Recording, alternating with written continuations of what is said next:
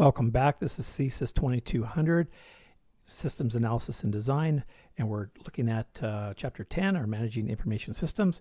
We're going to be talking about building a successful information system. Now, this course originally came from the Systems Analysis and Design course, which was more of a computer programming approach to understanding how systems were designed. And the original course that was also articulated with the CPA Canada and their Managing Information Systems course. So we've combined our courses together. So this is the chapter that, the foundational chapter that we used to show and focus the majority of the course on in the past, and we've now changed that to accommodate the CPA curriculum. So in this chapter, we're really focusing on looking at how to actually build a managing information system. And you might be asking yourself, well, why would first or second year student need to know and understand how to build a managing information system? And the primary goal here in this chapter is so that students that finish this program have a basic understanding of where they are going to play a role in an organization and with their information system.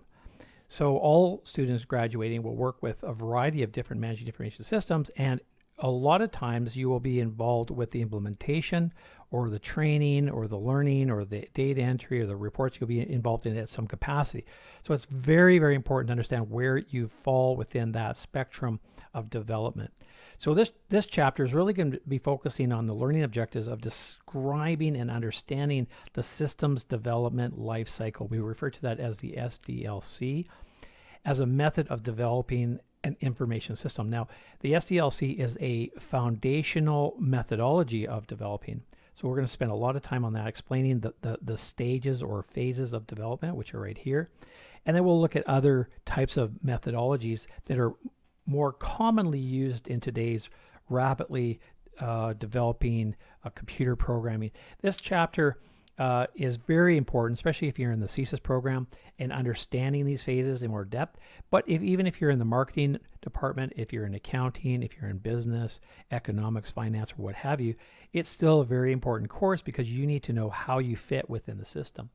All right, so to get started, we'll have a look at the overall system development life cycle, that Sdlc, which is a series of, like a sequence or a series of very clear phases that are performed in sequence, one after the other. So it's a way of building a system in a very logical, organized methodology, you might say. So it serves as a framework. So it's a model by which all managing information systems can be developed. And now there are other methodologies out there. So this pertains to more typically to an older way, but it also is very relevant for systems that people do even on a more micro or micro way rather than these larger macro information systems. So now it would be nice to show you what all the systems are. We will in a sec here, but there are basically five major stages or phases to this development cycle, and each phase there's input into those phases, and then there's finally some type of output. So each phase on their own acts as their own managing information system to a degree, because there's input, a process, and then there's output, and that output becomes the input for the next phase. This tends to be a great methodology when you're developing a system from the very beginning. So if there's a company and the company is in need of a brand new managing information system, sometimes the Sdlc is a good methodology for a company to take when looking at and trying to implement a new MIS system. They're doing it from scratch, you might say. Now, there are other methodologies out there, but they all have similar types of components to them. So even by learning this one, you'll be able to apply the knowledge to these other systems that you may run across in your career. We'll look at the people involved in this, and you'll probably be involved in here. It starts off with usually the top management that makes these decisions. They start bringing in people like the systems analysts, the programmers, the IT department, and users, which could be the average person within an organization, which are probably people like yourself. And how do you fit into this, and what can you contribute, and what do you need to know, and what benefits can you get out of it? So let's start off with the basic concept, and this is really it in a nutshell right here. The Sdlc is, and what they refer to it as a waterfall methodology, and giving the metaphor of, you can think of water flowing down and eventually pooling down at the bottom. So it's got to come from somewhere. So they start off with the 5 phases. Planning a new system, or planning a system that wants to be implemented. Now keep in mind, this is for a company that's going to be implementing either a replacement of a system or a brand new system. Sdlc tends to be better suited for a system that is brand new, but not necessarily. All right, so they start with the planning of a new system. The planning of the system, there should be an arrow coming into this, because there's got to be input to be able to come up with planning. What started the plan? What initiated this? What's causing it? So there's going to be some process here. And at the end of this process, you're going to have a report, and that report is going to be sent off to the next stage. The next stage is going to become the input for the analysis. Now we have to analyze whether that's a good system or not, and then from there it's going to be another report, and that report is going to be the input for the design. You have to design a new system, and once you've designed the new system, that becomes the input for the implementation. The implementation is to install that system. And when we implement that system, we can then build help documents and help support, and that becomes the input for the support or the maintenance. So that is the general concept behind it. Now let's delve into this a little bit deeper. So what you're looking at here is the phases. Now we'll look primarily here at the first phase. Now, as an acronym, if you want to remember this, PADIS, it might be a good way to think of it. PADIS is because it's a planning phase, it's an analysis phase, it's a design phase, it's an implementation phase, and it's a maintenance or support phase. So in the first phase here, the planning phase, they've broken it down in what is required during the planning phase. So it's broken down into 1, 2, 3, 4 major kind of components that need to be looked at carefully.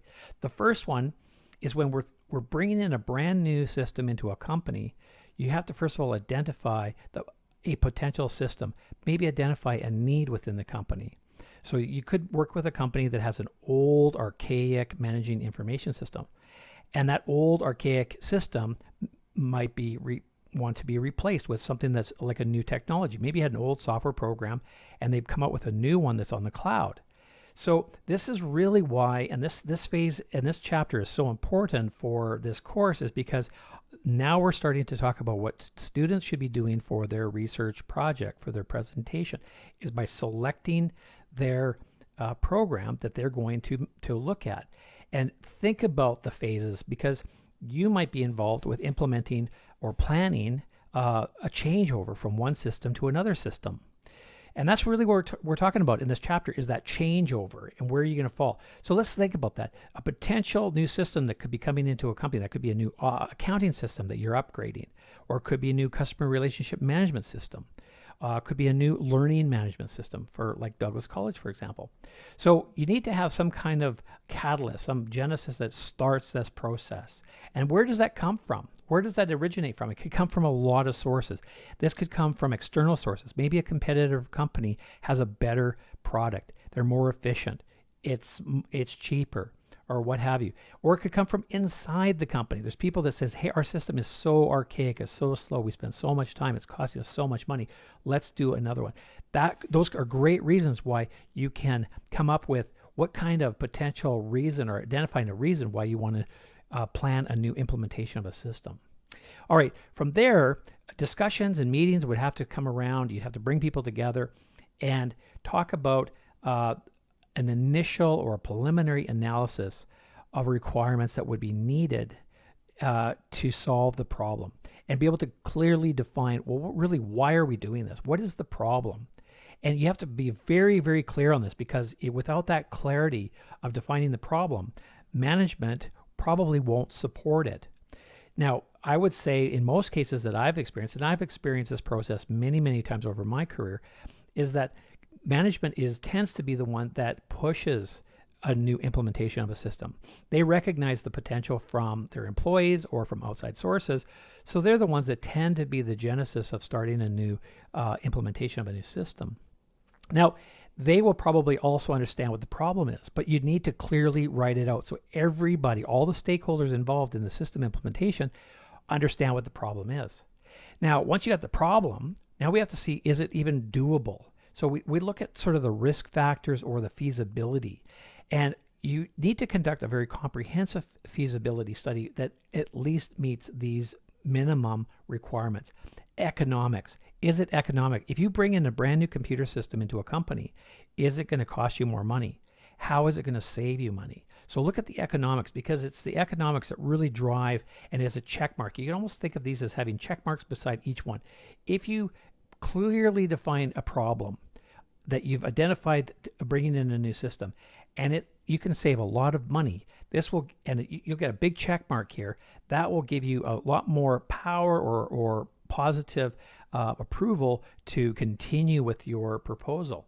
Technically, can you do this? Now that doesn't seem to be as much of a problem anymore, because there's so much technical support outside of companies now with cloud computing. So technically, most things can be done nowadays. So you need to work with this, but the technical works with economics. So each of these are kind of tied in. You could do things in-house. You could do things out of house. So that the technology is how much is it going to cost. So again, you want to be able to, everything kind of relates back to the economics. Operational is, do we have the right people to do it? Are we going to do it in-house, or is it going to be out on the cloud? And again, is that economical? Scheduling is another thing. Do we have enough time to implement it? Is there a deadline to this? What is the Gantt chart?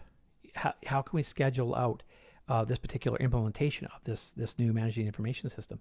And finally, you may want to consider the legal aspects. If we bring in a system like that, is there any legal issues? For example, at Douglas College, a lot of our data is stored on servers, on the cloud, and they have to remain in Canada because there is Freedom of Information and Protection Agency Act that we have to protect student information.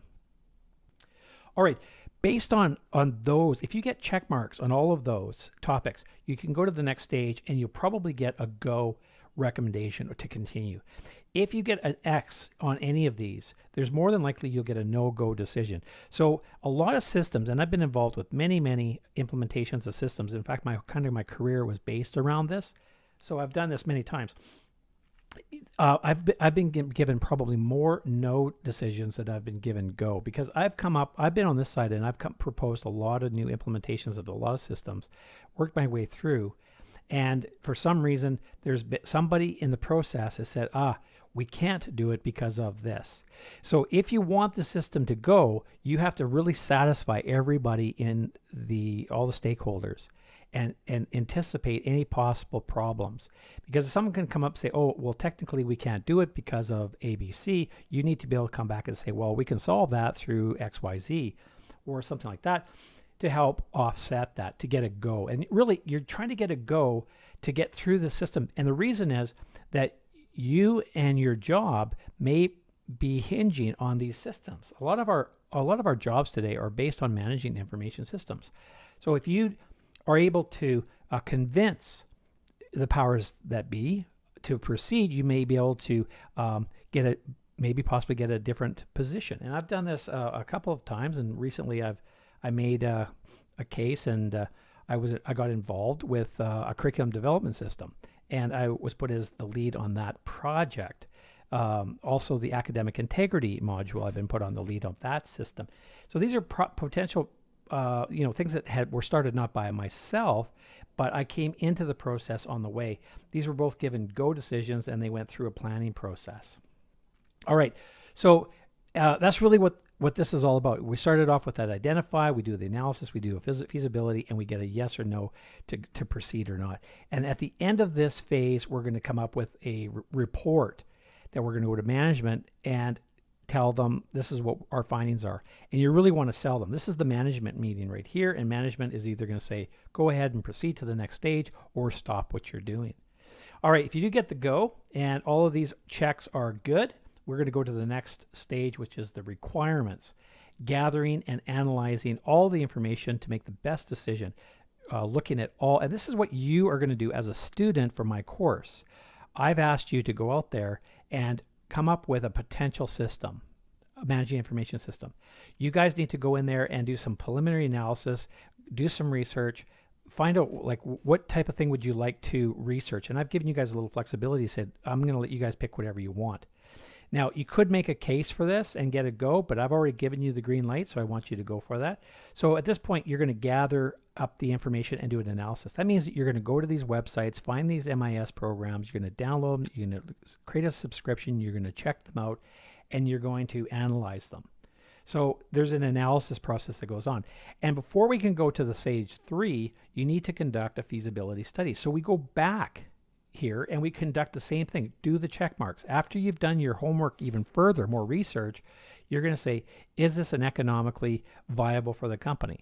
Now, for our hypothetical MIS research project for this course, I'm not asking you to put together an economics analysis for this or a technical. You guys can supplement that and add a little bit of, assumptions if you want in sort of a fictitious case study.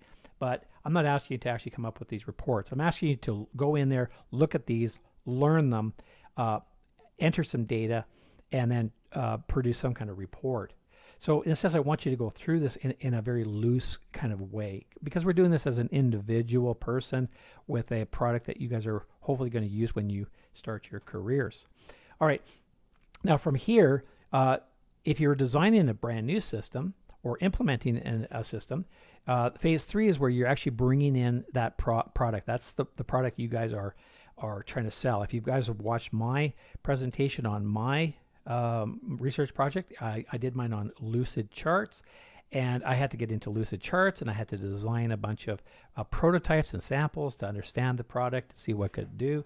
So this is the third phase of the design. Now, if it's a large scale, this is where the programmers would be involved. So the programmers would be involved in designing and building and creating. And this whole area is, there's courses dedicated to just this: programming, database management, systems analysis, all sorts of courses that are geared just to the design phase of the development. From there, implementation is when we're going to install it, try it out, let the users experience it, enter in the data, process the data, get the reports, and see what kind of business intelligence we can generate from it. We're implementing it. And again, at that stage, we're still going to say, is it economically feasible? Is it technically, do we run into any technical problems? Is there training of any of the personnel for operational aspects? Are we still on time? Are we on budget?